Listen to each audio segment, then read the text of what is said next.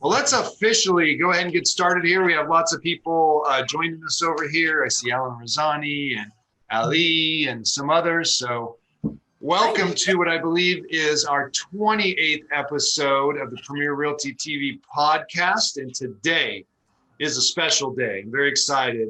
We have the one, the only, the interminable Amy Caves. Welcome, Amy. Good morning, Travis. So excited to have you here. Such a wealth of real estate knowledge and experience, and to have had a starred career. And so I'm really anxious to kind of dive in and get some details on, your perspective, because we all get to watch from the outside and we kind of look up and we envy and we see you doing great things. But as we know, you read an autobiography of a great figure, and sometimes you don't get what really happened then. You always get the highlights. So I'd like to dig in a little bit and find out the true Amy and what happened in your career. So I think this will be exciting. So I understand you were licensed in about 1987. Did you start right away or did you have a few years? 86, yeah, fall of 86. Fall of 86, okay. And then ultimately came over to RE/MAX in 2000. So congratulations, you just passed your 20-year anniversary with us here at RE/MAX. 20 years, I can't believe it. Accomplishment. So maybe we could start that. Maybe you could just run us real quickly through when you got started and kind of the progression of your career up to today. Not all the details, but just, how you went about it. Well, I think that one thing that I've always, I look back on and be very appreciative of now that I've been doing this for 35 years, is that when, and I think this is especially good for new agents, because I am retiring. I'm retiring this at the end of this year. So I'm looking back over the 35 years. Real estate has changed so much. But for new agents, when I got my license in 86, I needed to get out there and make money because I was going through a horrific divorce. And I got my license at Irvine Valley College. And people would ask me, well, in the class, well, how do you like real estate? Because I got my license at Irvine Valley. I got it very quickly, took one semester, and then I was at work at Coldwell Banker, by January. So, but I needed to be successful. People would say to me, like, how do you like it? And I used to think, I don't have that luxury. I need to be a success. I need to be a success. I have to make money. I had a young daughter who was 7 years old, and I was on my own pretty much. And so I think that helped me so much that I needed it. And I never questioned my career choice. I never said, oh, well, I don't really like this thing. I think I'm going to go do something else. I never, ever had the option. So I think because I had that pressure on myself to be a success, that really helped me get a great start. That's very interesting because two things you said. One is I was the same as you, as like, this is my career. Like, I don't have a plan B. So no, there was no plan B. Right. So I jumped in. But the other thing you said, which my father used to always say, is he said, you're getting in the business, you go out and you get an appropriate car. It's going to be expensive. You go out, you get the appropriate attire. It's going to be expensive. And people would say, well, I can't afford that. He goes, and you'll be a success because you're going to find a way to afford it. So just like you said, you had no choice. I had a light blue station wagon. Light blue Buick wagon. But you had the motivation. You had the financial motivation. I very quickly leased a light blue BMW convertible. But I just was, yes, I didn't have the choice not to be successful. And I had great mentors. Because my early days were Coldwell Banker with Jane Mitchler, who taught so many of us Irvine agents. Then it went to Bill Platos at First Team, and then Tom Barron at RE/MAX. So I had great teachers. Fantastic. Very good. Yeah, that's been a great career. Quite a great career. Well, you know what? Why don't we just start out with what do you enjoy about the business, Amy? What's kept you in it outside of having to in the beginning? You've stuck it out another 32 years. Loved it. I have always loved it. And I think I mean, not that you don't have your bad days. I had horrible days, especially last year. Last year, interestingly enough, was one of my worst years in real estate. 2019, I couldn't understand the shift. I couldn't understand what I needed to do last year. And I had an extremely difficult listing at 2 Orioles that just absorbed me.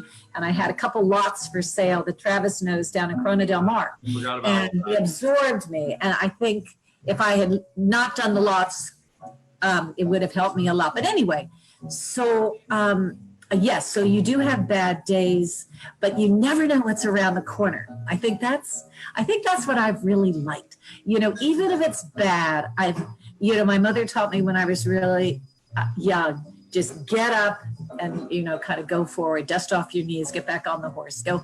So I've always been able to mourn the loss, which I do. I like, if I don't get a listing that I really wanted, or something falls apart, or I have a very difficult day with a seller, I really feel it, and, but the next morning I get up and I think I can put it behind me pretty fast. So, but I love that. What I love the most is the people. I love all the friends I've made. I love that feeling of success. I look at an escrow as putting a big puzzle together, and it's all these little pieces. And so, it's a challenge. And I tell that to my clients. This is like putting a puzzle together. There's going to be a lot of pieces, and but we'll just by slowly, it all comes together. So I love that challenge. I love the challenge of competitive person, maybe not in the sense of agent to agent, but to a new situation in every transaction that you've got to figure out. But I'm a very competitive person too. I'm very competitive. When my competition gets a listing and I don't, I'm so mad. Yeah. But I try, but again, I try to kind of move on. Don't dwell. Let's just delve into that a little bit, because I think that's a really important one for a lot of people. And it's good to know that someone with your success, as we discussed a little bit before we started this broadcast about, people look up to you and what a storied career, and look at her success. Yet you face the same challenges that every other agent out there does. Oh, right.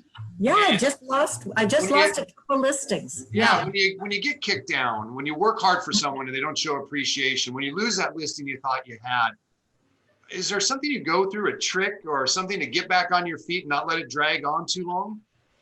Well, I had one this year that I thought for sure I had sold these people their house. I was friends with them. We kept in contact, and I did not get the listing.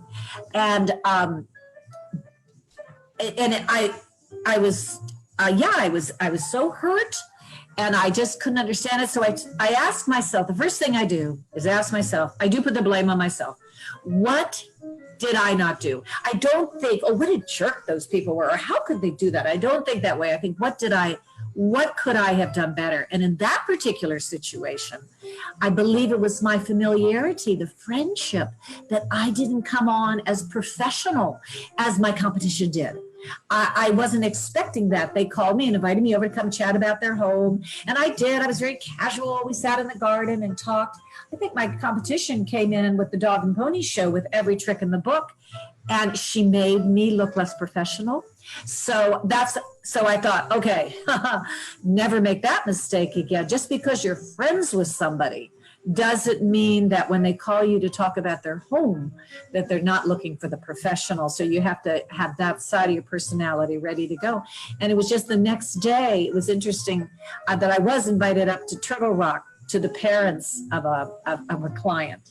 And I did get the Turtle Rock listing that took me out of the blues about missing the Woodbridge listing. So I think you have to really just, when I lose something, it makes me more ambitious to get the next one and to improve my game.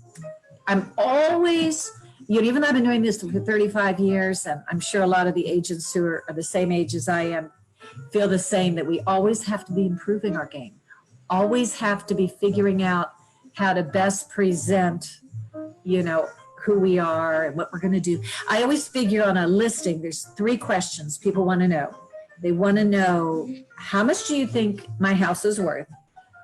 First of all, who are you? Who are you? Tell me who you are and your experience. Tell me what my house is worth, and tell me what you're going to do to get it. I think a listing presentation boils down to those three things. I like that. And if you don't have any experience, like in the beginning, when I didn't have any experience, then of course, like we're all taught, you really play on the company. That's exactly. And your own personal life experiences. Remax has done this, Remax has done that, you know. Very much so. So I hear you.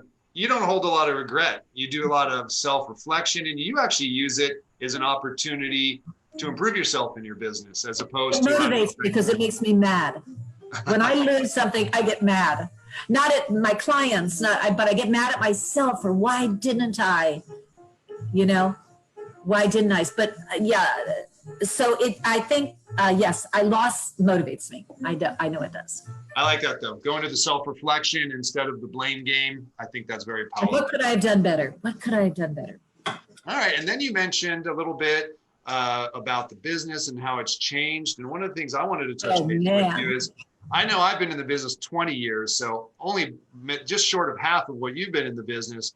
And I've seen lightning changes. I mean, I didn't have MLS books, but when I was here when the MLS was on, dot matrix printers. So how are you doing with all that? When I started at Coldwell Banker, they had this little computer room and there were these 4 machines and they weren't even computers yet.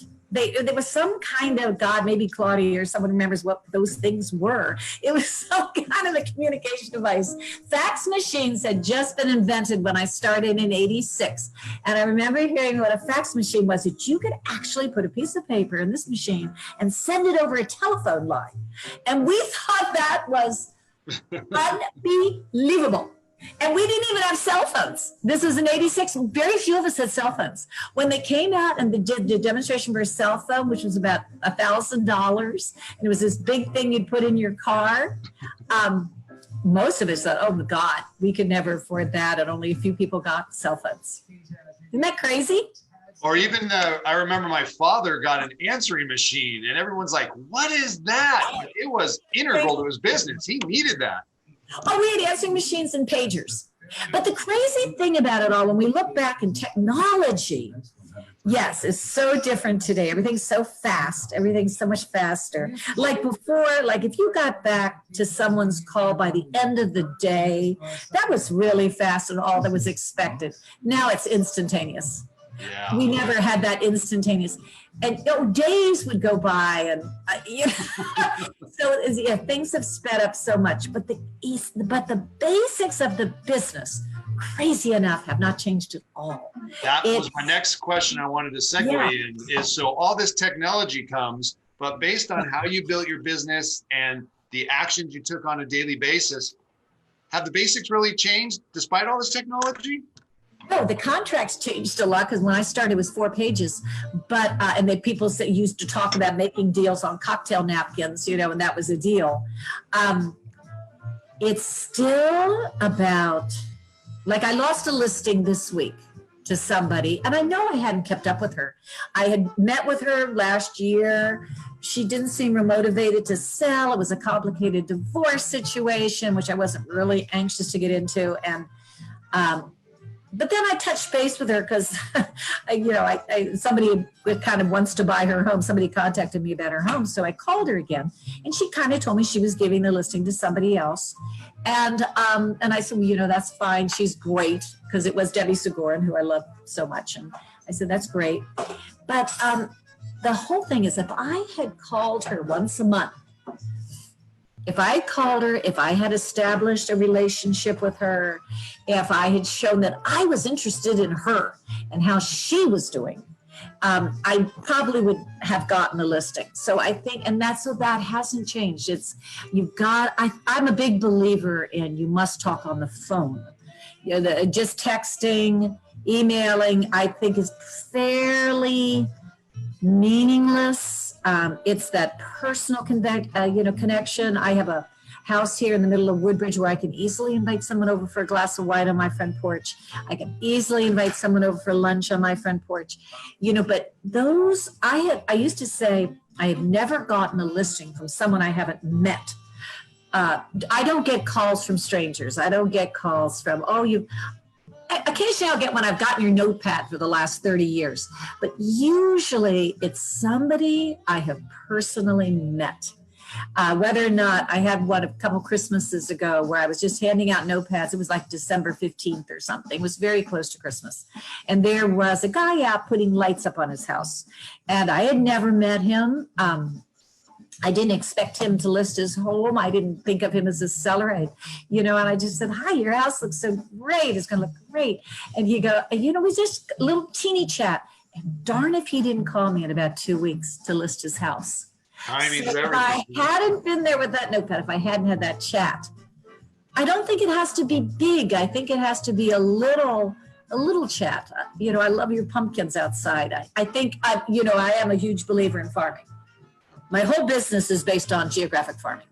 So I've never stopped geographic farming. Yeah, but the contact, and you're so amazing at that contact. I mean, you're just always on the phone. You're a very social person. But it's interesting what you said, because you said, I probably wouldn't have lost that listing if I would have been in contact with that individual on more of a weekly or monthly basis when I had an idea that they were right. I dropped that lead. I drop leads too much. That's what I regret. I do drop leads too much. And that's one think we talk about a little bit here, Remax, is having that systematized business and having a CRM. And I know you fought that a lot. And look how well you've done without it. But you could have picked up a few of those leads if you would have had maybe notes or thoughts to contact these people. What happens to me, a mistake I make, is I get so involved in the current transaction. Mm-hmm. I get so involved and I go above and beyond. I mean, I do people's gardening. I took 3 days cleaning someone's barbecue the other day. I get so involved and I get, I want to have this perfect escrow. I want these people to think I'm the best. I did everything just perfectly. And I am a little bit of a perfectionist in that respect. Not with paperwork. Bianca's my perfectionist on that. I never do my own paperwork, by the way. I only use Bianca. She's gotten so good. If you haven't used Bianca before, she is terrific. She has basically told me, Amy, don't do anything with the paperwork. I will do it all, because we got involved with, she was doing one thing, I was doing another thing. So we got to the way where Amy do nothing. So all of my energy goes towards my clients, my listings, my prospects, but I do get too involved. Oh God, my husband will say, why are you doing that? Why are you going over there to, turn out that one light that you think somebody might have left on? Why do you go over there? I said, I'll send him over to make sure that everybody closed all the doors and locked. I'm paranoid about people being in a house and not locking up properly. So anyway, things like that. I get so perfectionistic and then I lose leads because my mind isn't on the lead. So if I were starting all over again, I would try to get a little bit better balance. Nice. So you're truly the Annette Bening of American Beauty, who's doing the windows before the open house. The lights and Claudia and I have done this together too. Claudia and I, oh my God, we had a listing where there was a rat in an attic years ago. And we had to get somebody in there to get rid of that rat before that open house started. I can't remember the exact thing, but we did. We didn't go up, but we set a boyfriend up to get rid of the rat in an attic. Solve the problem. Yeah, I think for me, it's kind of what's been the secret of if I've been successful. It's being very involved. It really making sure my client knew. I always would say, I am your best cheerleader. I will sell your house, with more enthusiasm, more knowledge than anybody else out there. So I think you have to communicate. Yeah, I think it's not a good idea to be a lazy agent.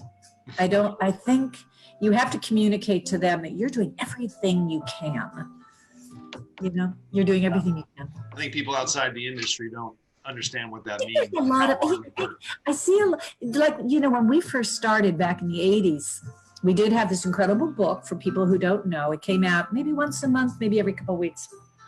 It was incredible. It had a picture of every house for sale. That's when it took so much longer to sell a house. It had the pictures of the house and this little blurb. It looks like our MLS, but it was in book form. I would take that book and drive Irvine because I had to keep up with Penny Dove. Penny Dove was an incredible first team agent, and she knew that book. She studied it. She would tell us, you go get in the bathtub every night and study the book. So then I figured, well, I got to study the book. So I would go out, and it was a very rainy 87, winter of 87 was very rainy. So I would go out in the rain with that book, and I learned as many tracks. I used to ask people, how do you learn these floor plans and these? Now a lot of agents don't seem to feel the necessity for that, but we did. We felt that if you needed to know what all the floor plans on the loop were, because I always specialized in Woodbridge, and you needed to know the differences between all these different tracks. And we really specialized in areas when I started, and you really knew your area. And I think it's great to have a base like Lucy and Vince have up in Turtle Rock. They know Turtle Rock, and there's no doubt about that. And you can compare everything else. If you have a base, like I have a base of Woodbridge, then I can, so many years ago, I figured that there were some tracks that were in Woodbridge that were also in Northwood. And there was like $100,000 difference between the Landing One and I can't remember the Northwood track that's like the Landing One, another J.M. Peters track. But we really knew our tracks. We really, so for new agents, I don't think they think it's as important, but I think it does pay off if you really know the area. Yeah, well, let's go down that road. So you also said if you were to start over again, you would like to have something in your business to help keep on track with your prospects while you're so focused on I think transactions that you're doing. What you said? What was that question? I said, well, I was just repeating what you had said, that if you were to start over, you would like to have something in place so you didn't lose opportunities when you were focusing so intently on a listing right there at hand. But what else would you say to someone who's new to this business? What did you do that you still do today? Or what would you have done differently and tell agents to do today? Well, I was a young mother when I started, and I had limited time, because I was trying to, deal with childcare and all of that. So this is so interesting. I always had in my purse a stack of file cards. See, I wish I had done this now. I don't do this now, but I did then, because I figured I had to make money between, that 8:30 and 3. Or, sometimes, if I had an appointment, I would leave her in childcare till 5. But I had to really I think I was much more conscious when I was a new agent about, you've got 3 hours. Now, what is the most effective? I used to say that to myself. What is the most effective thing you can do right now to make money? I was all about in the beginning about making money, because I had no, as I said, it was very important. So I would flip through these cards and say, okay, I've only got time. And remember, we didn't have cell phones. We didn't have car phones. So I said, okay, who's the most important person I call in this stack of cards? And I was like, who's going to do something today? Who's going to do something now? And now it's all automated, with computers and everything. But at the time, I had a stack of file cards. And if I still did that stack of file cards, I would not have lost that listing. I would have called her every month. So that to me was to keep the people who are ready to do something now, spend time with the people who are going to do something now. When I see agents spending months looking for some house out in Corona, I just go, oh, you have got to be kidding me. That time is so precious, so I would say just keep those people that are ready to do something and really keep them close. And you always had your farming going on in the background, right? So you had a marketing machine always going on. Had my farming. I always have farmed Woodbridge, the North Lake of Woodbridge, for 35 years. So I've gotten listings from putting a flag out. I've gotten people, would say, we really appreciate your flags. From advertising in the Woodbridge Reflections, which I didn't start doing until later because that's expensive. But I always tried to stay in front of people's faces, let them know, that I was there. So, there's one thing you told me once, and maybe you can expand on this a little bit or tell me the background or how you felt about it. But I remember a couple of years ago, you said, Travis, I think I'm going to give up my farm. You know how many deals I got from my farm this year? And I said, no, Amy, how many did you get? You said, 0. And then the next year you go, my God, Travis, what a year. You know what I've gotten all my business from? I said, no, Amy, where? You said, my farm. It's the truth. Most of my business comes in some way or other from my farms and past clients. So I would, anybody who's not farming geographically, it's old fashioned, but I think it works because it gives you the ability to run into somebody hanging their Christmas tree lights. So that's what it's all about. And people know you. They've got that notepad and they've got that picture of you. So yeah, I think. And even being the esteemed Queen of Woodbridge for so many years, even you would have a year where you would question, where's the business coming from? Yeah, last year, it just felt like I did decently, but it just felt like my phone wasn't ringing. Nobody was calling, and it just so flipped at the beginning of this year. My phone is, people want to move. There's so much more motivation. Buyers want to buy, sellers want to sell. Last year, I felt none of that motivation. But I think if for whatever success I've had, my idea is do something. It doesn't even matter what it is. The craziest story with me is the 2 Oriole. 2 Oriole was the highest selling house, I guess this year. It closed in January. I had the listing for most of last year. Now there's the listing I really kept up with because I wanted that listing. I knew about it in 2018 and I listed it in the summer of 2019. But here is the craziest thing. I had just sold a big house in Woodbridge and I wanted to send out a fast postcard. I don't do a lot of mailing. It's too expensive. I do more door hanging. So anyway, and I do my own door hanging, by the way, never have ever had anybody do it for me. But anyway, so I send this postcard out and I just call Impact Marketing and I just say, send it to everybody in the place and the Gables, because the house was in the place, Woodbridge Place. So I said, send to all, owners and non-owners. And they said, we haven't updated your list for like about 5 years. And I go, that's okay. I don't have any time to update the list. Just send it out. So I get this call from the owner of 2 Oriole, which is not in the place of the Gables. And I get this call say, oh, we got your postcard, And I go, oh, really? Oh, great. Where do you live? And he said, 2 Oriole. And I go, 2 Oriole, because I knew it wasn't in the place of the Gables, but I didn't want to say, oh, you got that by mistake. So I said, oh, that's so interesting. I said, that's so interesting that you got that postcard. And I said, it's kind of crazy because I actually thought I was sending him to the place in the Gables, but I'm so glad you got the card. And he goes, well, I used to 20 years ago. Live in the place. I go, no way. He said, and he brought me over and I fought for that listing. I really fought for that listing. Often when and I think for everybody, I think we're all the same there. If you really zone in on a listing, you really want it, you can get it. But you always have I have a lot of competition, great competition. Well, you got to always go prepared, right? You said that right from the beginning. Very prepared. I'm very prepared for a listing presentation if I really, truly want it.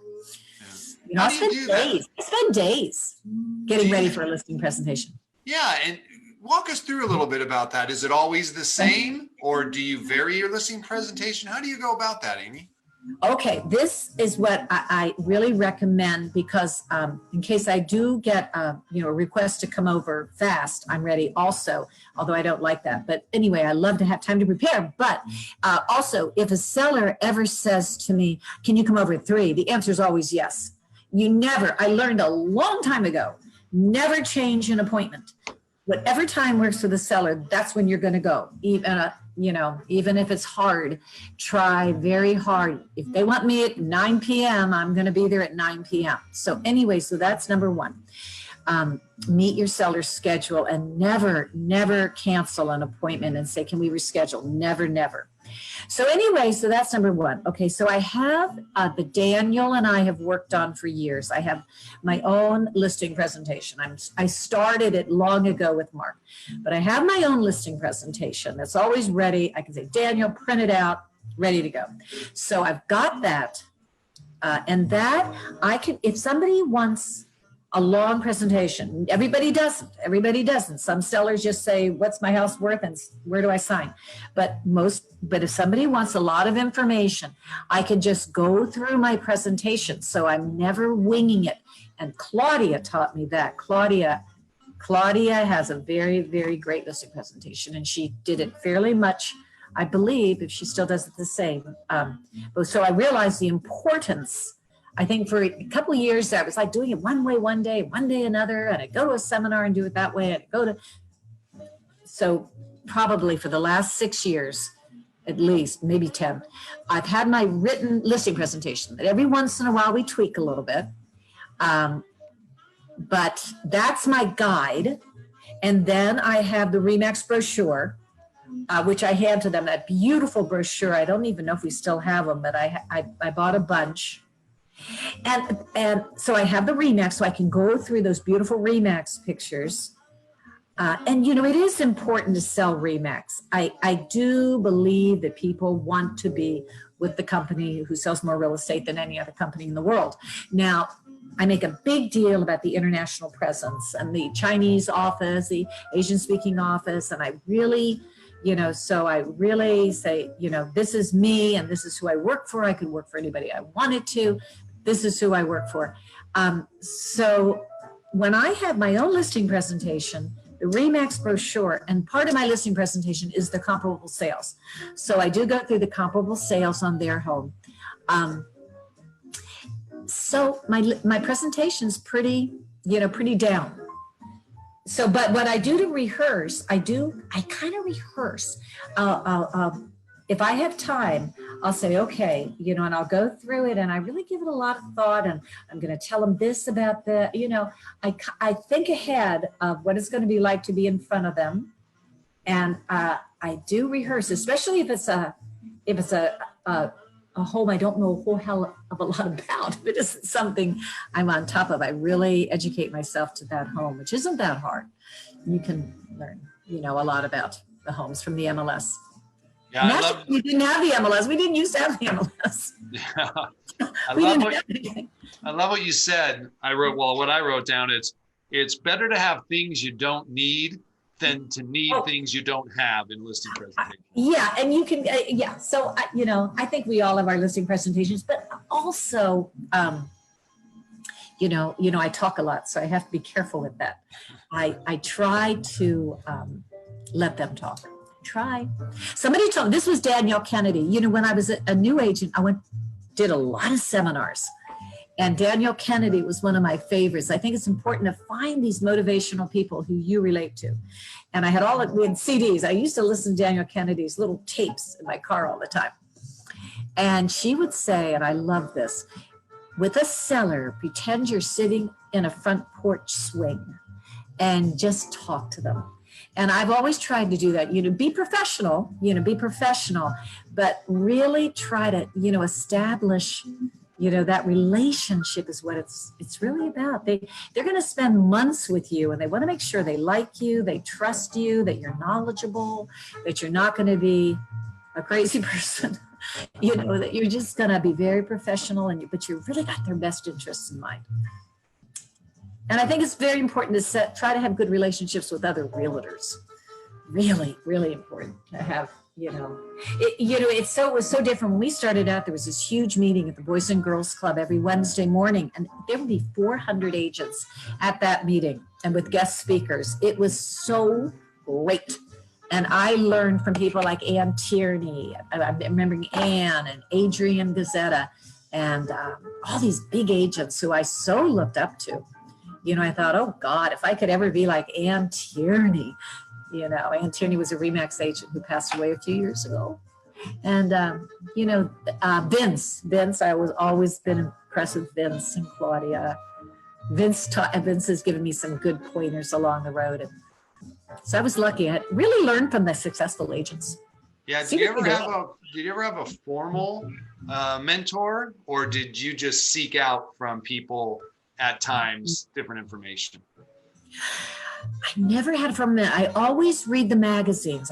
Stephen Thomas, I make sure I read that report. I subscribe to Stephen Thomas's report. Everybody, $10 a month, everybody should subscribe to Stephen Thomas. The Stephen Thomas report. I love the RIS magazine and our Board of Realtors magazine. So I read the magazines. I go to meetings. I do. There's a Zoom meeting Wednesday mornings. That First American Title kind of runs, Jeff Gibson. I try to go to meetings. I've learned a lot in the meetings from Monica Carr, who's very, very good. She's in part of that meeting. I've heard Mike Jafferkani at our office. Mike is incredible. Vince again, and Lucy. Lucy's the ultimate professional. So I learned from other agents. I think I have done that. Very good. And you mentioned some. And Jim and I, Jim operated as partners for a while, and Jim was great because Jim was just all about finance and numbers. And we had so much fun. And Jim would always get bottom line. He was just so great because he had a big finance background. Yeah, so you guys would hit both sides because you have the social component and he had the finance and organizational component. I mean, that's a match made in heaven right there. He was all business. Now let's sign the contract type thing. I go, I haven't finished. You mentioned earlier about focusing on what you know. And I see a lot of that distraction today, right? Agents want things like going into commercial. Oh, I want to do this commercial lease, or I want to do that. And you mentioned earlier, you learned to focus on what you know. Have you believed that in your whole career? Yeah. See, I could never diverge. I think it was really one of the reasons I was successful. Like all the people right now that are supporting families, I couldn't take a break. I needed to make the money, so I had to be consistent. I think if you're probably married to someone very wealthy and you just kind of do it for fun, like Jim was just doing it for fun. Jim did not need the money. It was just a fun thing for him. It was actually his retirement job. But I always needed it. So I wanted to go and be a Newport specialist. I did because I saw those huge commission checks over there. But I just thought, I cannot take time off. I know Woodbridge. I live in Woodbridge. I love Woodbridge. Just stay with Woodbridge. And I'm very careful about how many leases I take because I find them extremely distracting, even though, the money can be very good. And if I'm like last year, I did more leases than I've ever done because I wasn't making very much money. So I did leases last year and it was great. But who knows? Maybe if I hadn't done those 12 leases last year, I would have been more successful too. I don't know. So you just gotta, I think, really focus and ask yourself, is there profit in this? Or am I losing more than I'm gaining? I had the cattail lease in Deerfield for from November to February of this year. I mean, honestly, that was crazy. But she was a good friend and a client. So I handled that lease. But the time that went into it, I have a hard time saying no to clients, but I'm starting to say, because I am retiring, so I am starting to say no, and referring out to people that I think would be really good. But so I think you got to watch those leases. You got to watch those energy and time takers. Yeah. Well, I want to say, if anybody's those lots in Corona Del Mar, that was a huge mistake. If anybody's got lots in Corona Del Mar, it was a challenge, but ultimately I did not sell them, and somebody came after me and lowered the price and sold them. So classic. That always happens, right?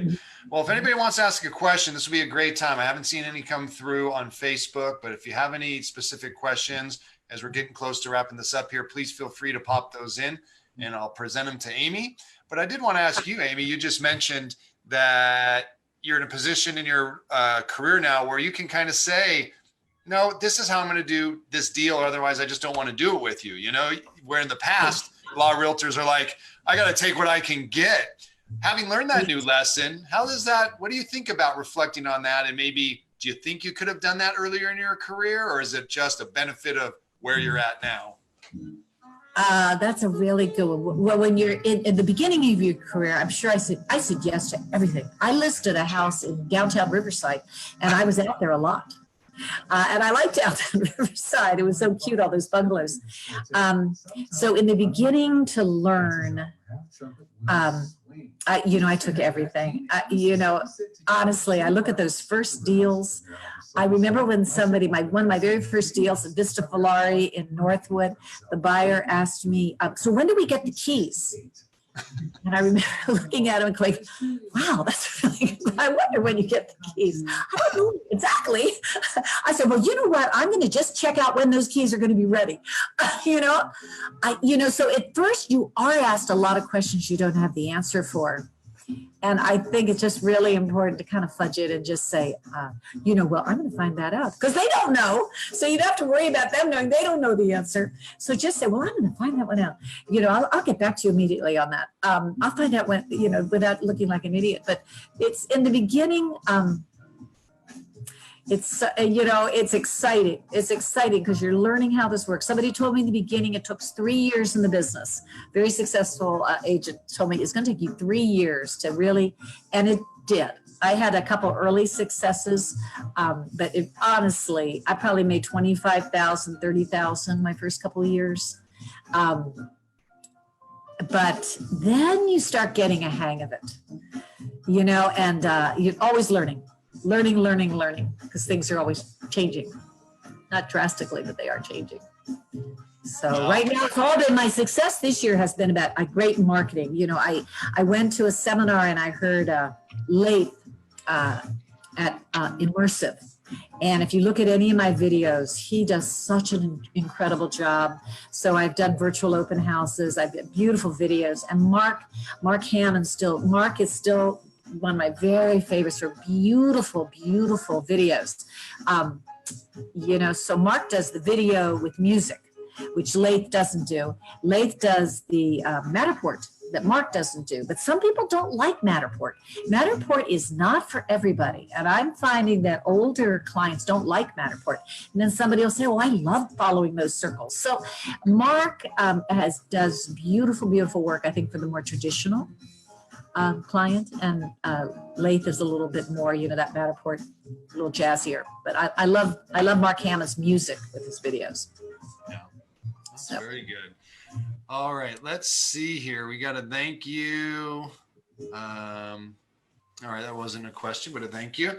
Well, I love that. I think two of the most important things I've heard you say today here, Amy, are what can I do with my time now? And always saying to yourself, do something, right? Bro, I was always looking to be active in the business. It doesn't matter. If I had absolutely no business, and I was starting out, because a lot of us who are older, we always have business. It's just because we've been at it for so long. But if you're new and you don't have any business, I would just take my computer and I'd go sit outside a Starbucks, in the middle of Woodbridge. Definitely get involved with your community association. That's so important.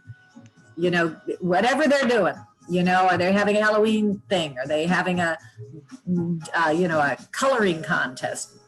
Some of the stuff in the beginning doesn't cost hardly anything. I've always been a big believer in notepads on doors. They cost about, I think they're up to about, maybe 20 cents a piece, something. But it's really, so, just be out there. I say walking and talking. Just get out there. If I like, let's say even now, if I'm slow, what I really want to do is go read, because I love to read or hike, but I'll say, no, I'll go and just walk Pinewood. I'll just go walk Pinewood, throw a notepad out, see who's home. You don't need a tremendous amount of time, especially the young parents.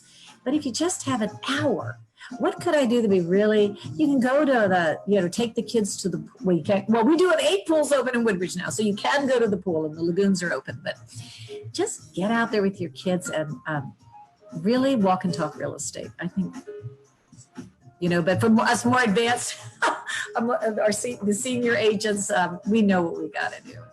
It's harder when you're getting started, I think. Yeah. Well, Amy, thank you so much. This was a wonderful time talking with you. Really appreciate it. And I'm telling you, I don't know about everybody else, but I've got pages of notes here. So I thought it was great information that I'll definitely be using to share. Good. So again, thank you very much. We appreciate you coming out. And Thank you. guys, thanks It's been for a great career. I have loved this career. Wonderful. Next year I'm gonna take tap dancing lessons though.